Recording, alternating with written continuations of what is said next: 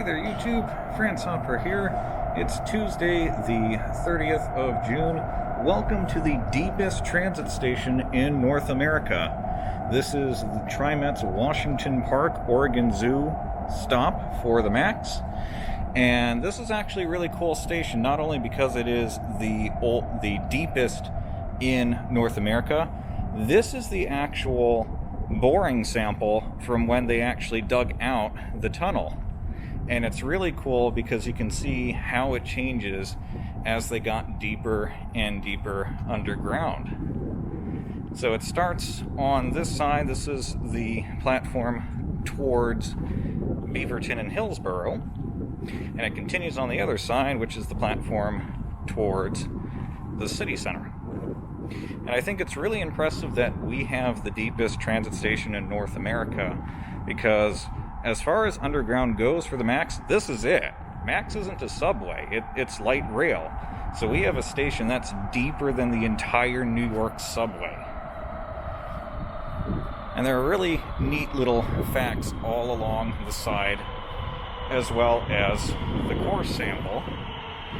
But here's a little bit of information about how they actually dug this out. And I think it's really cool that they did decide to actually dig underground the park rather than going through it. So they did have two different bores, and one of them had the nickname of Beauregard. Yes, wonderful, wonderful puns from TriMet. So this is one of the older MAX stops, and one of the things that used to be here long ago was actually a transit tracker kiosk. And it was a little computer that you could use to plan your trip. And there goes the blue line to Gresham. So there is who dedicated it.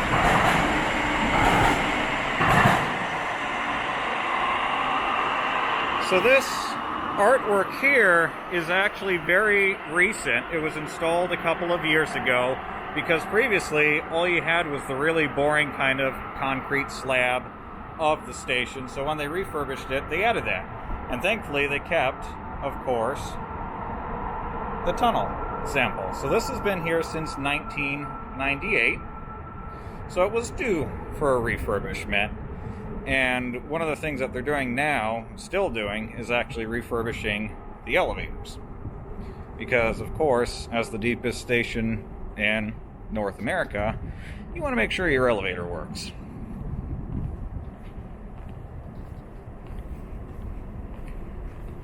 But let's go ahead and let's head up to the surface. And we're going to go ahead and hike a bit through the park, because it's a nice day. But I thought I would start down here and show you the core sample. And of course, the deepest station in North America. So, let's head up. That's super encouraging that it's already been boarded up. I guess they're having problems with these already. In fact, it looks like this panel has been falling off. Lovely. Clunk. So one thing that is disappointing when they refurbish these is there actually used to be a plaque here that showed you how far underground you were. But as we start to head up, that should change to feet. And so that's feet above sea level.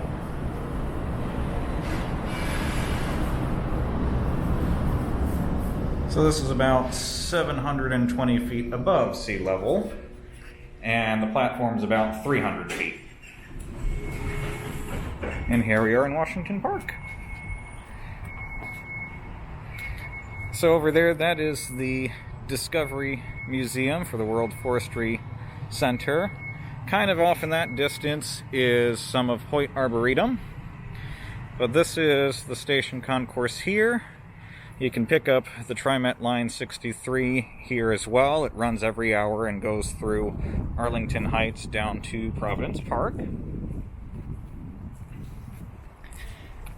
And if it weren't for the coronavirus, this parking lot would be pretty full, especially since we're coming up on Independence Day. A lot of people usually go to the park. In fact, I was actually a little surprised at how busy the Japanese garden was yesterday. It was absolutely packed.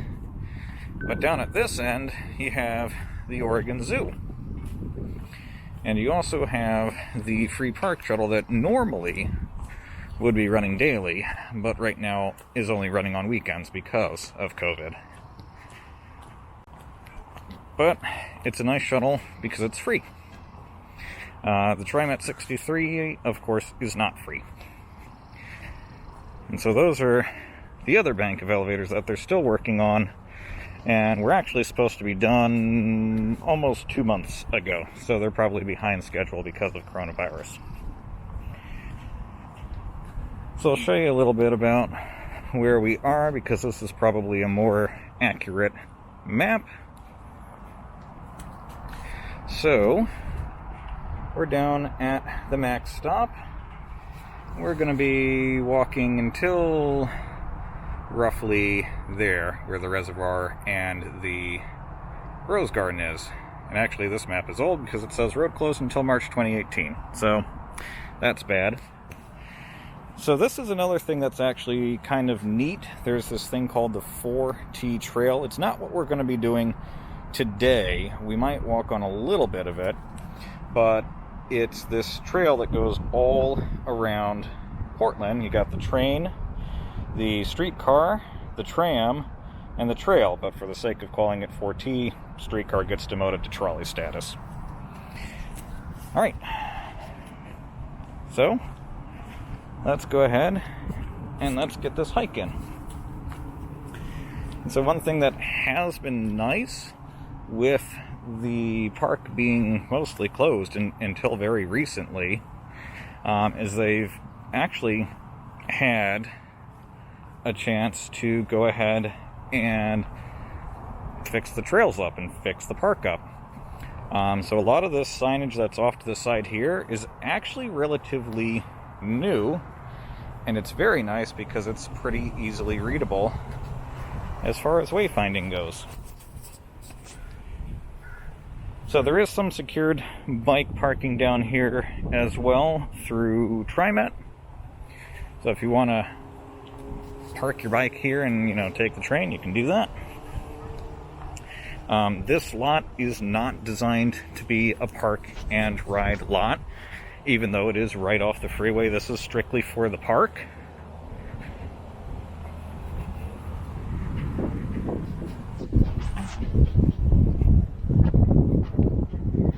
So let's head up to Hoyt Arboretum, where we'll catch one of the trails. So we're going to be hiking about 2 miles. Should be fun. Hey Siri, start a hike.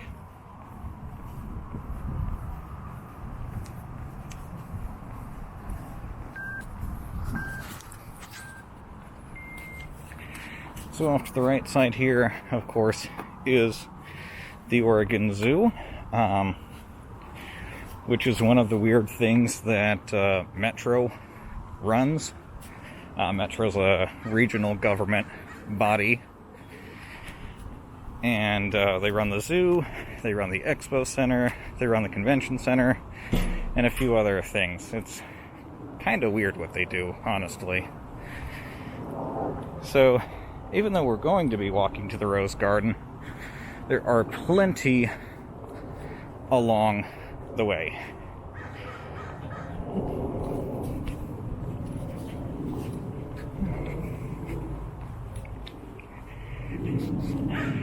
I think maybe these are wild blueberries. I don't know what these are, but there's a couple of these by the Rose Garden too.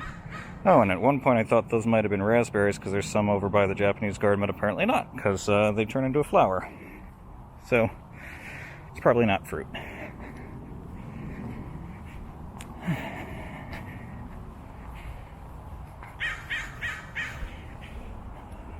Noisy crows today. So what you're looking at here is actually part of Hoyt Arboretum. Even though the visitor center is way off alongside here. And so we are going to walk through part of Hoyt Arboretum, technically, on the way to the Rose Gardens.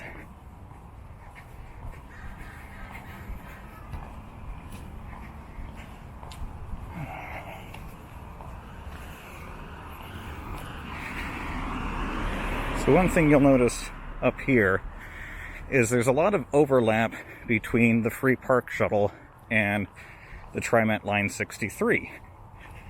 And the 63 only comes once an hour,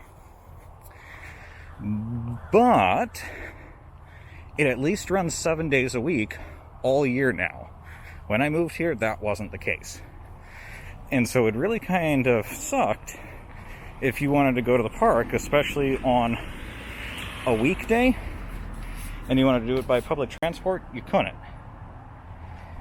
And it was a little ironic in that regard.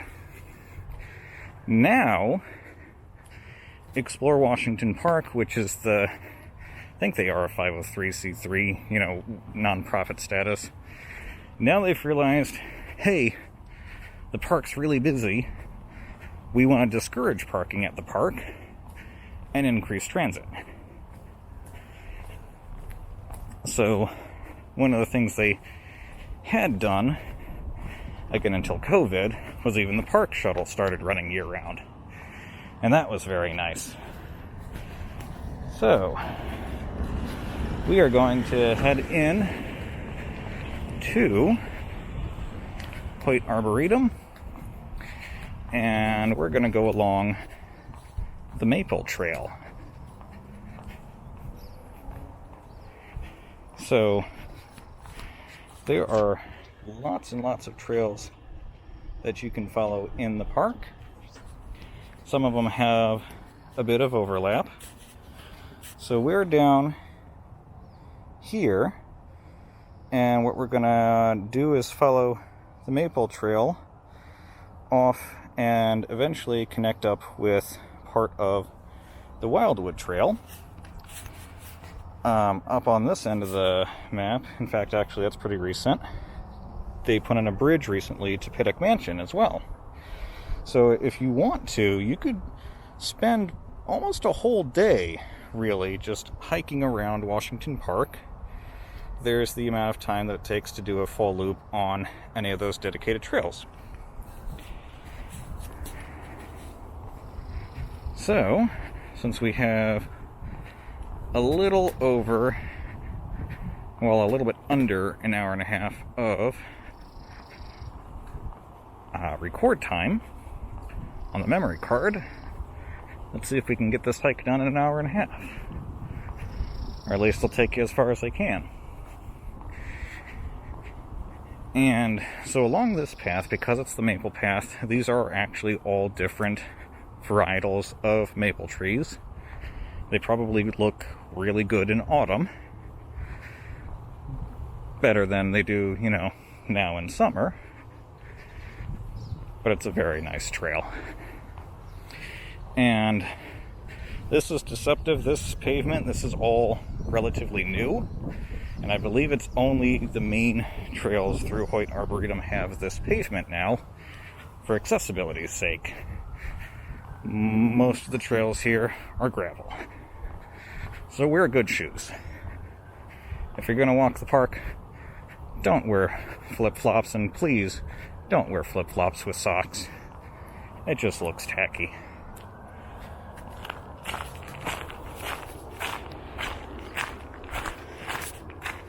So, this is the Maple Trail / Wildwood, and to do this whole thing would be 2 hours. So here's a little bit about the different varieties of maples that are along here. And Hoyt Arboretum is cool because there are hundreds and hundreds and hundreds of different trees all throughout it. And one of these days I should actually walk through the whole thing. In the 5 years that I've lived here, I've actually never done it. In fact, I've never even been to the Hoyt Arboretum Visitor Center. I'm usually in the park to go to the Japanese garden. One of these days, on a good day, I'll hike this some more. The first time, actually, I was here to go to the Japanese garden, I didn't realize what the situation was with the shuttles back then. And I ended up having to hike a good chunk of the Wildwood Trail. And it was a very nice walk. And what I love about this park is by TriMet, if you take the Max from the center of Portland to here, it's a 23-minute ride.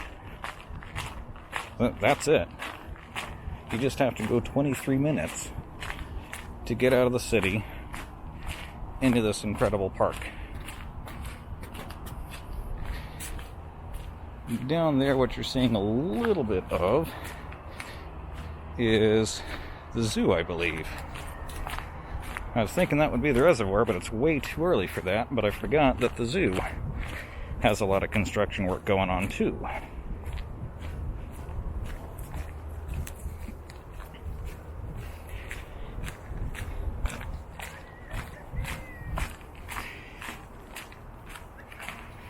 So, if you're allergic to pollen, I would strongly recommend against walking through the park during the high pollen season because there is a lot of it. But once it's all settled, beautiful walk.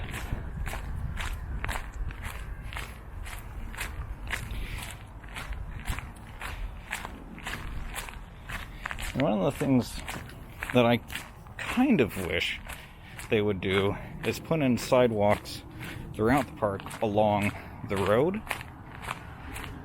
But, you know, you got the trails, and that's probably why we don't have sidewalks for the majority of the park.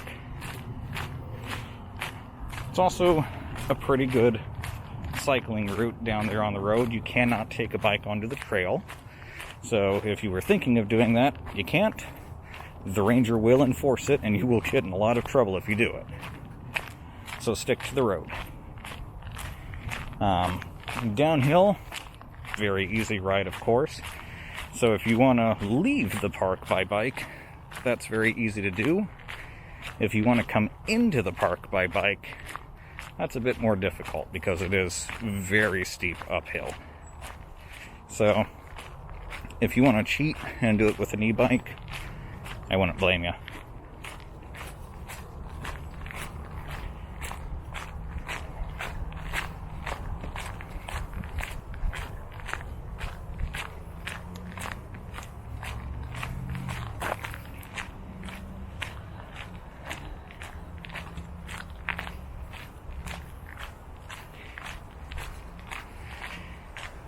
So, if you're thinking that right now this trail is kind of boring, it's a little too open and not very wooded, I wouldn't disagree. It gets a lot more interesting as we go on.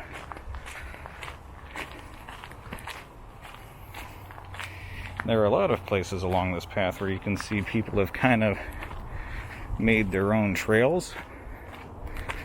So if you ever get confused as to where the actual trail is, whatever has gravel or pavement, that's the official trail. And of course, there's also wayfinding signage.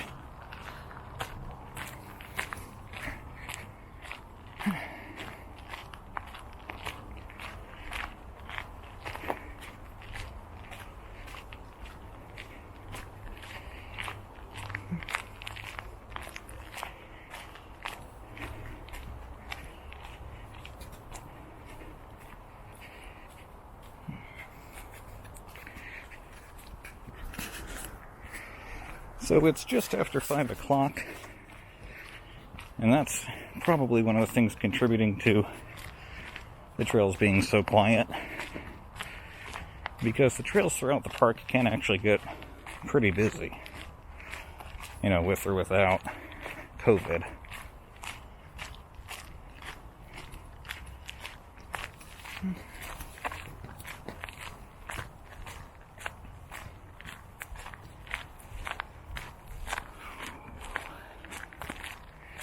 The This I do think is a kind of very goofy section of trail, because you do have this huge open space where it looks like they cut the grass for part of it, and then the rest of it is just very tall.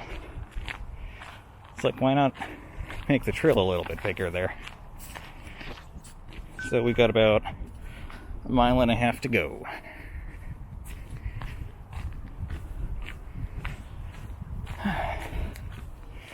So over on the left, what we're going to be coming up to is the archery range, which is why there's kind of that large clearing there that you see coming up. The archery range, of course, is closed.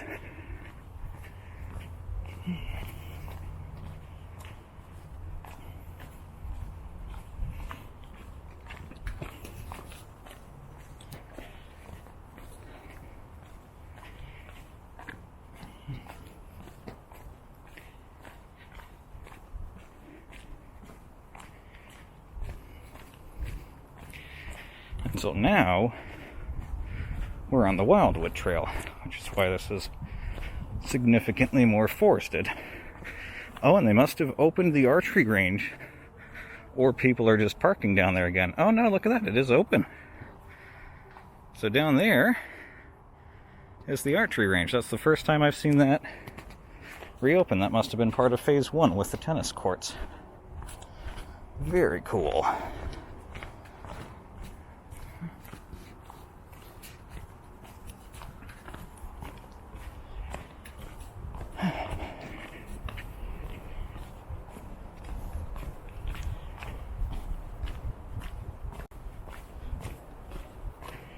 So this section of the trail I especially like. I think this is one of the cool sections of trail where instead of just being a super steep climb, you know, with stairs, we just have a bunch of turnbacks throughout it, which makes it a much more manageable hike.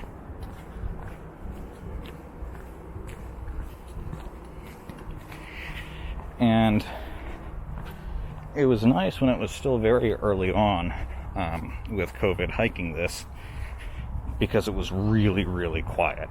Now, because we've had our phase 1 opening, there's a lot more road traffic and construction's restarted. Before, in March, this was like freakishly quiet.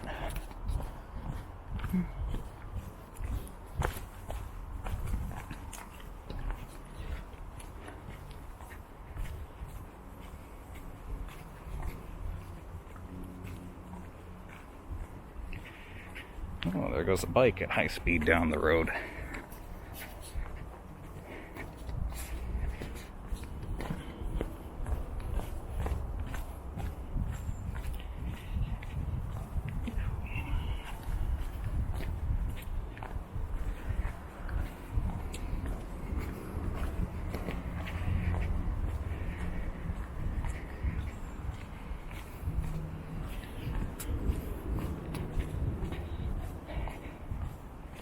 So we've actually already passed more people than I passed when I last hiked this in late March.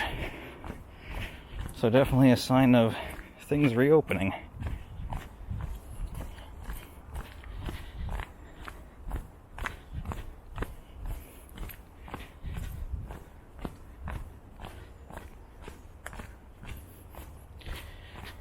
And now we're here at the archery range. So the archery range is free. It's also actually one of the very few attractions here in the park that you can also park at for free.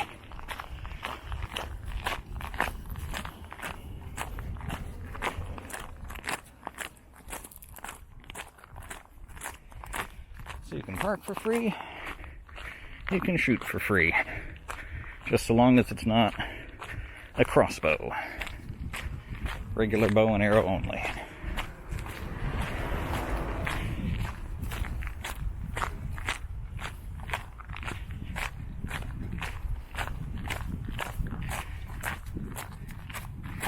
And because this is free parking, of course, these spaces go very quick.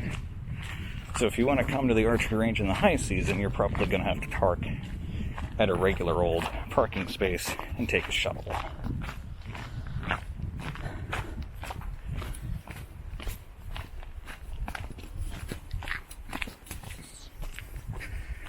Alright, so that's already 1 mile.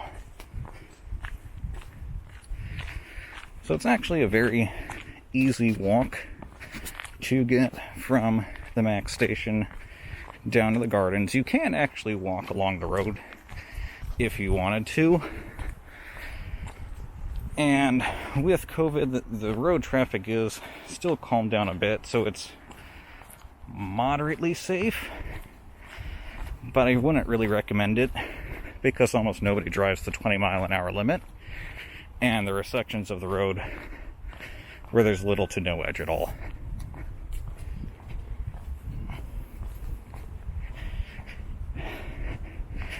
I like how they've taken a fallen tree here and turned it into a bench.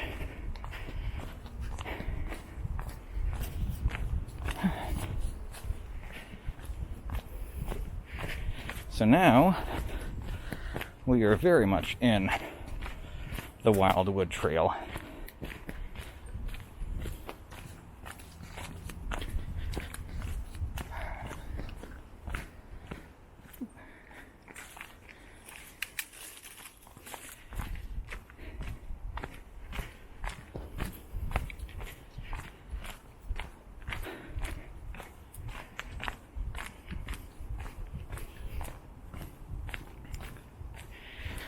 One of the things that I like about the trails and even just the pedestrian access ways throughout the park is because the park's been here for so long, it's been here for over 100 years, there are parts of these trails and these paths that have history to them. And I do kind of wish there was more signage along the way explaining some of the history of what you're looking at, because there's sections of trail where they're like very clearly used to be walls before, beautiful stone walls that have just fallen into disrepair.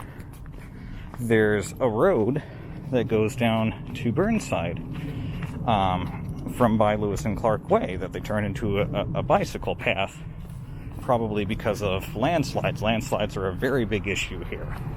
And there's a section of that trail where you can see a wall has completely collapsed.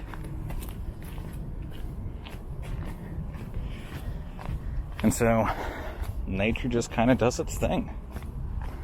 There are trails through nature, and rather than try to fight it, Parks and Rec has made the most of it. You know, they've refurbished trails, they've taken old roadways and turned them into trails, and they've done a very nice job with a lot of it.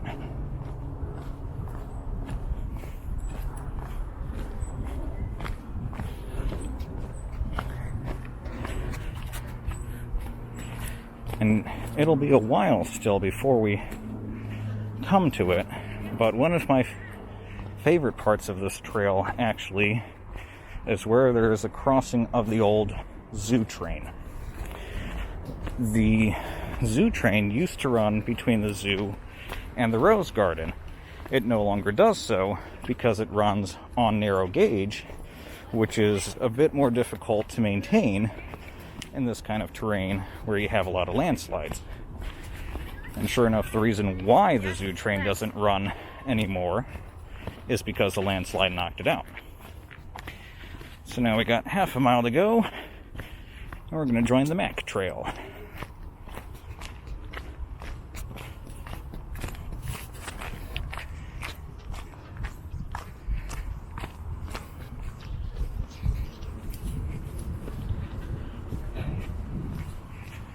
And so there are areas all along the trail that you can actually park for free. So again, you're encouraged to take transit or to walk through the park rather than park at an actual parking lot. One of the reasons why this shuttle is free when it runs is because it's financed entirely through meter revenue And boy, do they usually get a lot of that revenue, especially in the high season. And now we'd be getting it if it weren't for the pandemic.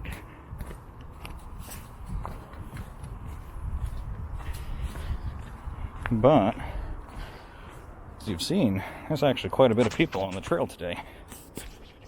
So, I think a lot of people might have the week off, because the park has definitely picked up. It's not as busy as it usually would be in the high season, but I'm still a little surprised with how busy it has become.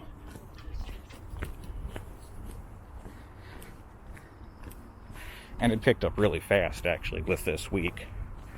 When the Japanese garden opened up again about 3 weeks ago now, it was very quiet. It was nice. You know, you didn't need member hours or twilight hours or anything to really enjoy it. It was quiet. It was peaceful. Yesterday was a mess. It was really, really busy, and almost no one was following social distancing or one-way pass, and very few people had masks. So that was really disappointing to see that it went downhill so quickly. And it's probably because of that so many places are halting or pausing their reopenings. Some places are even rolling back. I really hope we don't have a rollback of our reopening, but I think we definitely should pause any further opening. I don't think we're even remotely ready for a phase 2 reopening. And I forget what phase 2 would bring back, but phase 1 brought back, parks, recreation within the parks with tennis courts and the archery ranges. Playgrounds aren't reopened yet. That's part of phase 2. But even when we had the mandatory stay-home orders, you were allowed to go out for recreation. That was still fine. But if you got to the park, there'd be nothing to do but walk around, because all the attractions were closed. And I think it's the Japanese garden is the only attraction that's reopened, and that's probably because it's a garden. It's outside. Zoo, that's closed. Children's Museum, closed. Hoyt Arboretum Visitor Center, believe that's closed. But the Japanese garden has also moved to timed ticketing with intervals of every 30 minutes. You can't just simply walk up and get a ticket and head right in anymore, unless you happen to be there at the top of the hour or halfway through the hour and you're lucked out and there's still available tickets.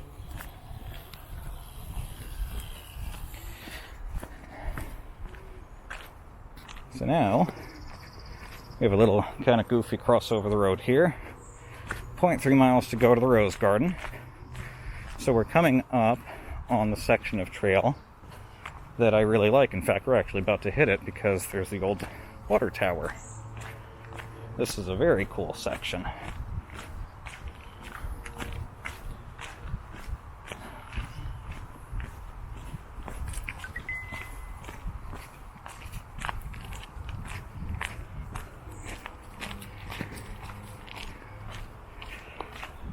So, part of the reason why this section is so very open, as you might be able to see already, we're coming up on some railroad tracks. And these are the old zoo train tracks, which of course have been disused because they've fallen into a state of really bad disrepair. And it's kind of a shame that they have, but at the same time, it's also, I think, really, really cool that they have. And normally, don't ever do this, don't ever stop in the middle of tracks, but I know for a very definite fact that these are not in use. These are in really, really bad shape. You would not be able to run over these at all. The foliage, they could run through that, okay, but here, you can't run over that anymore. These tracks are no good. You would derail.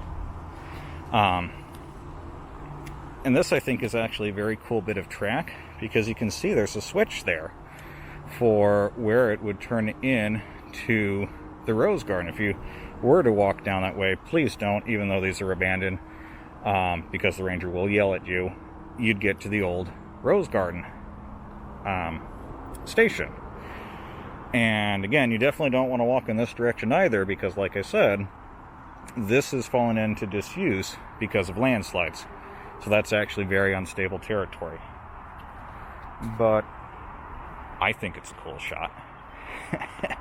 Seeing the 2 bits of trek here, which makes me wonder if they did run 2 trains at one time. Now I think they're down to just 1 train set, because it just does a small, really sad loop in the zoo. But I love how it's just kind of left here. If you've played Nier Automata, this scene reminds me a lot of that game. So, to get back to the max from here, it's 1.25 miles. So let's keep going.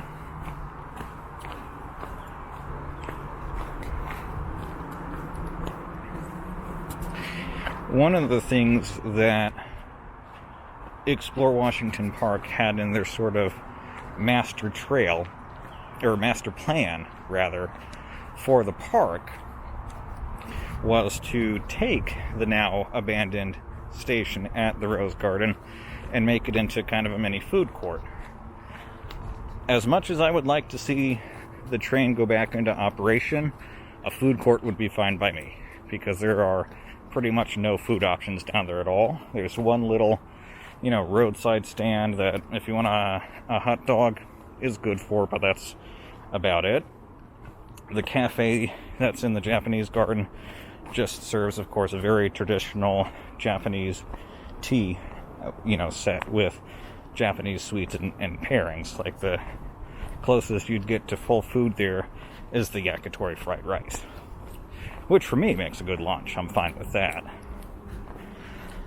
But another thing that was in the plan was completely closing off all of the parking that would be down at the Rose Garden. And I think that'll be a much more difficult sell for them to do, because I don't think we're at the level of transit running through that the Park Society thinks we have.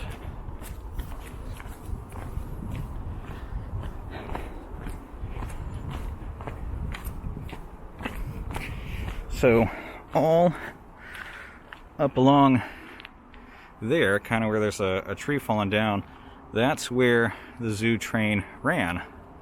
Up there, it ran parallel to this path here until it got to the Rose Garden Station, which you can't see from down here, but you can definitely see where landscaping was done intentionally to punt those tracks. And I kind of would actually like to see what it looks like now. One of the things that I think would be very cool if they don't bring the zoo train back is to go ahead and take what they can of where that track is and fill it in, but pave it with concrete so you can see the tracks that can be saved still there, and make it a trail like this.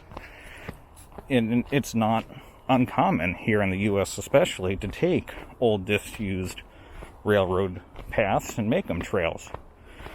In fact, back in Philly, there used to be a spur to what is now known as the Norristown High Speed Line, and that little spur is a path now, because trains haven't run down it in years. And if you ever are in Philly and you like transit like I do, ride the Norristown High Speed Line. It's a very cool, very, very unique, and very unusual part of rail, especially here in the US. Its classification regularly changes between heavy rail and light rail. And so now we're coming up on the children's playground. That down there that you're seeing through the trees is what's called the Elephant House, and that's a picnic area.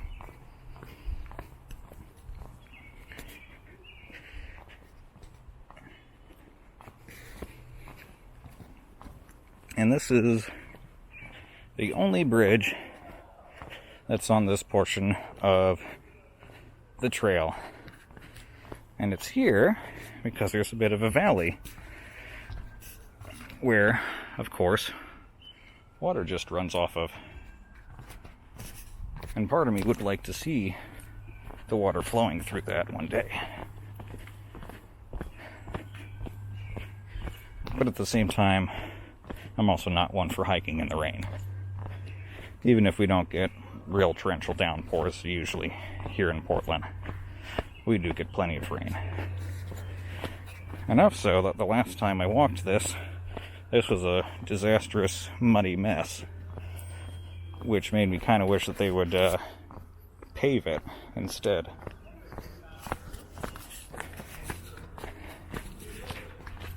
So, we're gonna continue through this, loop around the playground, which, as you can see, is still closed. That won't reopen until the Phase 2 reopening.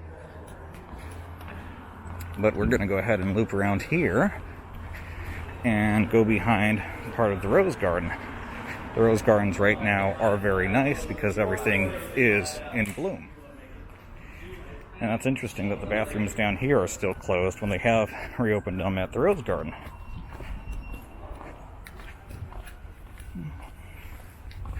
Oh wow, that roof is in very bad shape for the elephant house. Well, that's a lot more tape around the playground than was there very recently.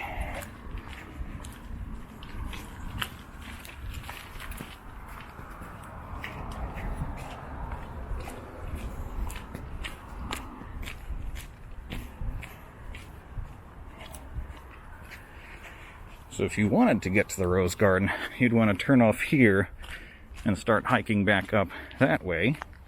There are some stairs down to the overflow parking, which normally would actually be quite full this time of year.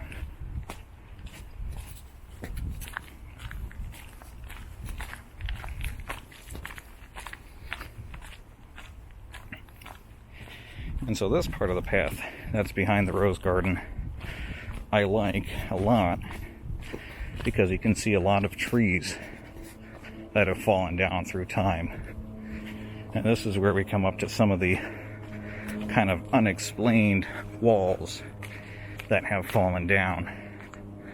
Like here, there's a little overlook, which is, cool and all, but there's really nothing to see through this overlook. It's just a tree. Probably when this was first built, you would have had a much more interesting view, but now there really isn't anything. Down behind all of those trees is the reservoir, which they've been working on for as long as I've lived here. But when it is done, it should be a nice new space. And it will also become a functional reservoir again. They're working on enclosing it so it's not just a giant open body of water. And they're going to have kind of a plaza down there when they're done. This down here is a little deceptive. You might think you can cut through this to get to the Rose Garden, but you can't. There's a wall there, so don't try it. You do have to go all the way through the path to get to the Rose Garden. These are some really giant steps now that probably did not used to be as bad. So as you can see, there's a fence there, so you can't get to the Rose Garden from here. Even though it would look like if you park down there, straight shot up. Nope, it's not.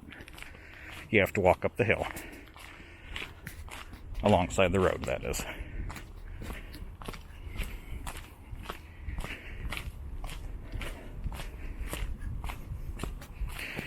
And now this section of trail, I think is really, really cool. Look at this huge tree that has definitely had to have been here for the full 100 years that the Rose Garden has been, because it is super, super tall. But if we ever had a major earthquake or anything, I don't know that I'd want to trust this tree, because look at how hollowed out it is. You know, it has loads of roots, but I wouldn't trust that. That's a super heavy tree. And I've seen trees that old get washed out and fall down. But I think it's still really cool to look at. And you can see, you know, all along here sections of trees that have fallen. A couple years back, I think it was 2 or 3 years now, when we had a really bad snowstorm, there were several trees that fell around the Japanese garden, and the Japanese garden kind of kept some of them where they were. And it's cool because the ivy has just completely taken over them now.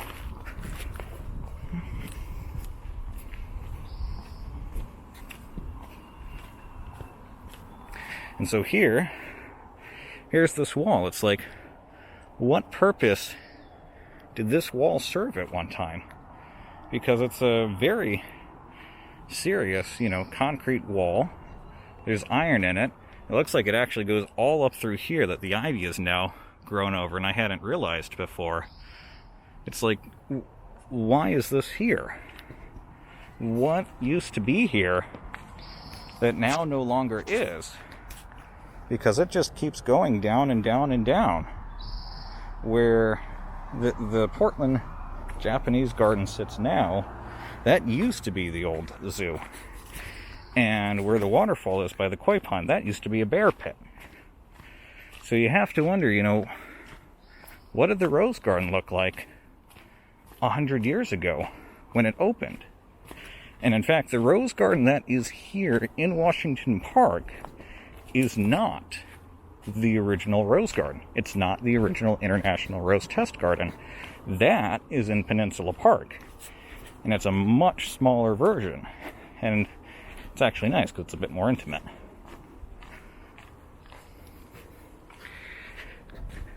But what the Rose Garden is today here in Washington Park is quite big. And actually what we're doing right now is walking all around side of it, just lowered down. Because eventually what's going to happen is we're going to come out behind where the amphitheater is. And it's too bad that smell doesn't travel via camera, because you can smell the roses down here right now. It actually smells pretty good.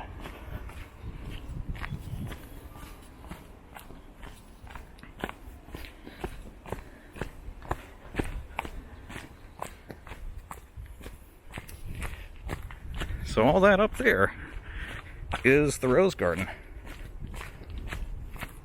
That there is the reservoir.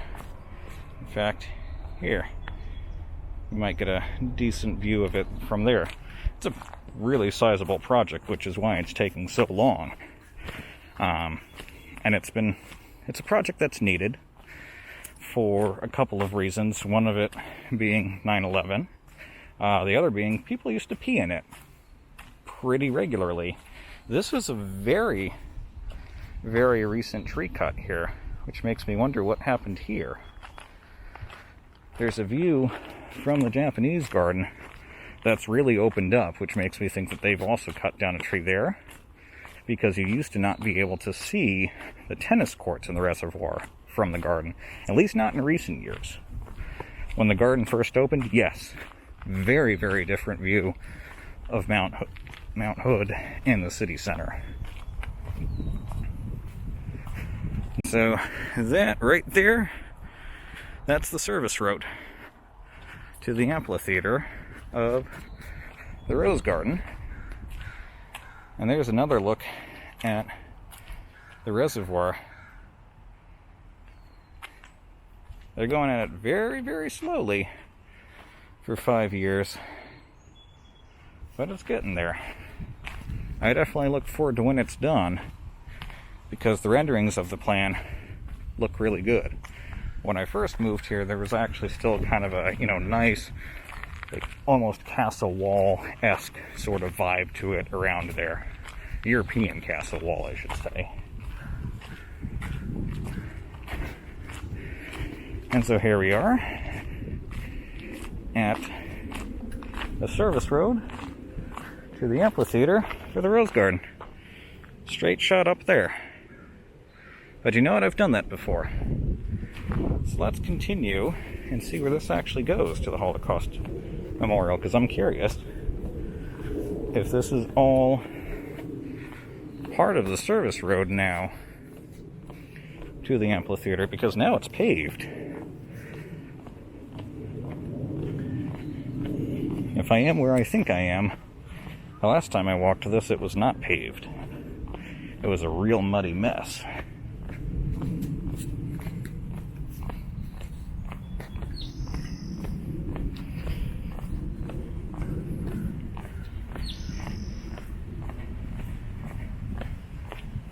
Okay, yep, this is definitely the service road, because that's the regular road right up there to the Rose Garden. So they have finally paved it.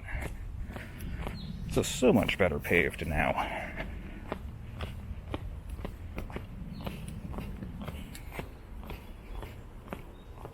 Yep, because we're coming up to Lewis and Clark Way, and of course, the Holocaust Memorial.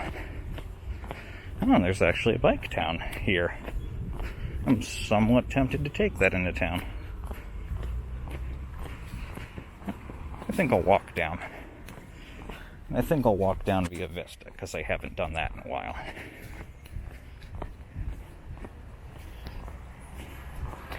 So down there is the Holocaust Memorial and roads down to Burnside. One of them is kind of like a valley that I swear must just simply be an old runoff channel, just because of the way it's shaped. It's kind of like a giant concrete U-pipe. The concrete's in really, really bad shape, so I actually prefer walking down the road that was converted to a bike path, because that pavement's in much better shape. And so this is the reservoir. You can see small bits and pieces of what's original to it still, but for the most part, that's all brand new work that they've been working on for the last 5 years. And it doesn't look like they're even remotely close to done. That looks like it's got a long way to go.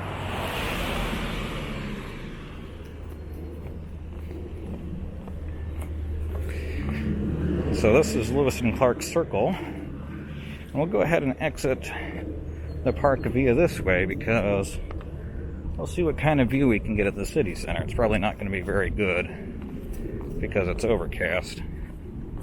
But otherwise, there's actually a nice little view up here.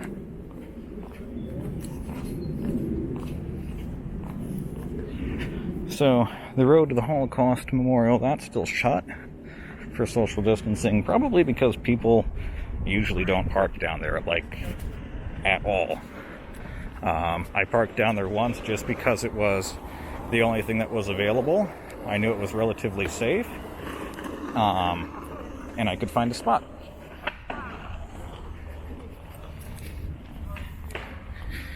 So, this fountain hasn't worked in a while, which is too bad, because it's an old historical fountain, and it's kind of funny that they don't have the information for it down here, because it was bought at what was considered to be a bargain for, I think it was the 1800s when they bought that. So let's go up to the Lewis and Clark Memorial. I believe that's Sacagawea.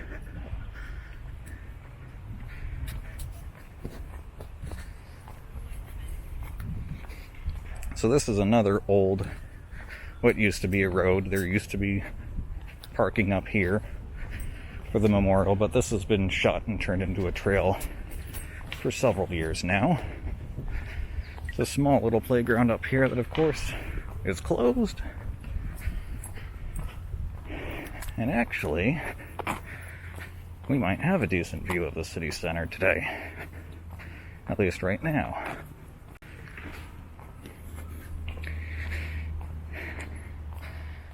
Part of me does have to think the Rangers had a lot of fun putting that tape on, because that just looks so excessive.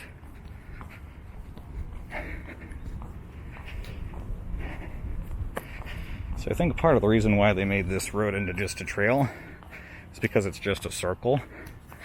There's no way out of this for cars, and it probably just became a royal mess during the high season. Oh, yeah, we're in luck. It has actually cleared up quite nicely. All right.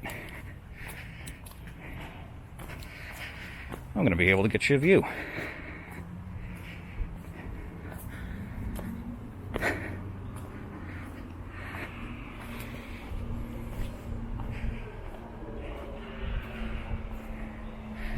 There you go. There's Portland City Center in Darlington Heights. I don't think we'll be able to see Mount Hood today. Yeah, because we got the wrong kind of angle for it, but it actually looks pretty good the way it's clearing up.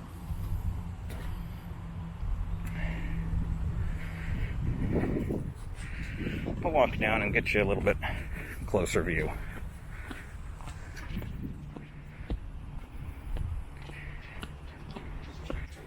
So this is the end of the park. This is the Lewis and Clark entrance and the start of Arlington Heights.